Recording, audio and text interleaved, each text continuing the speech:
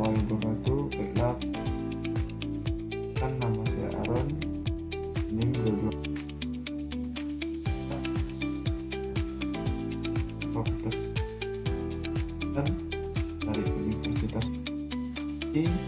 Saya ingin membahas tentang keanekaragaman zooplankton.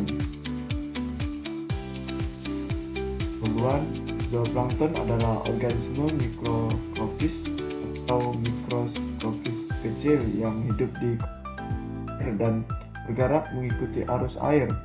Keanekaragaman zooplankton sangat berpengaruh terhadap kualitas perairan karena berbagai jenis zooplankton memiliki peran yang berbeda dalam rantai makanan, nutrien, dan kestabilan lingkungan perairan. Yang masuk yaitu klasifikasi dan jenis-jenis zooplankton. Zooplankton terdiri dari berbagai jenis organisme yang dapat diklasifikasikan berdasarkan ukuran, siklus hidup, dan habitat.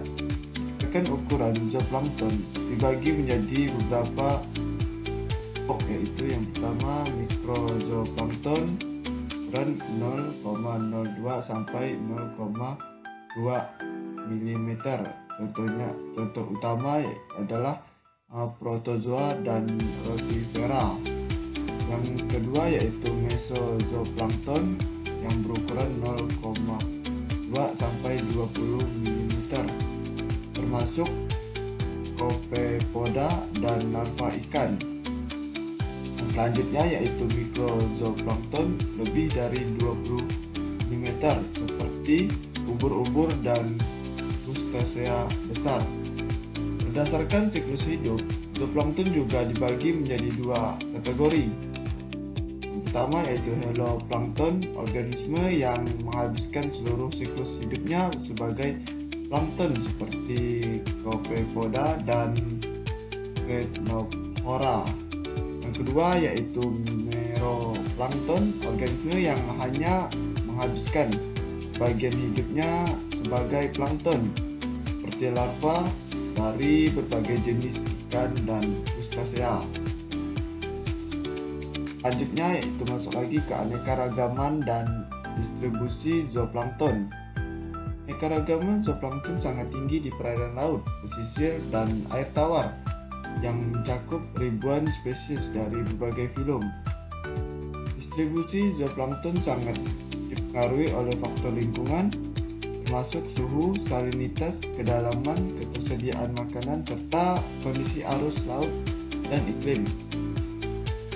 Di laut, zooplankton tersebar melalui dari permukaan hingga kedalaman laut yang sangat dalam. Contohnya, spesies dari genus sering ditemukan di perairan subtropis dan tropis, sedangkan spesies dari genus Echinacea seperti krill lebih banyak ditemukan di daerah kutub. Lagi ke faktor-faktor yang mempengaruhi keanekaragaman zooplankton. Keanekaragaman zooplankton sangat dipengaruhi oleh beberapa faktor utama sebagai berikut. Yang pertama yaitu suhu. Suhu adalah air yang berbeda mempengaruhi metabolisme dan reproduksi zooplankton. Di daerah tropis dengan suhu tinggi, aktivitas metabolisme zooplankton lebih cepat sehingga pertumbuhan populasinya tinggi. Yang kedua yaitu salinitas. Tinggi salinitas mempengaruhi distribusi beberapa spesies zooplankton tertentu, terutama di perairan estuari di mana salinitas berubah secara drastis. Yang ketiga yaitu ketersediaan nutrien dan fitoplankton. Keberadaan fitoplankton sangat sumber makanan utama mempengaruhi keberadaan zooplankton. Di perairan yang kaya akan fitoplankton, keanekaragaman zooplankton cenderung tinggi. Yang keempat yaitu arus laut dan iklim. Pergerakan arus laut membawa plankton ke berbagai wilayah, sementara perubahan iklim dapat mengakibatkan pergeseran distribusi geografis beberapa spesies zooplankton. Selanjutnya yaitu peran ekologi zooplankton dalam ekosistem perairan.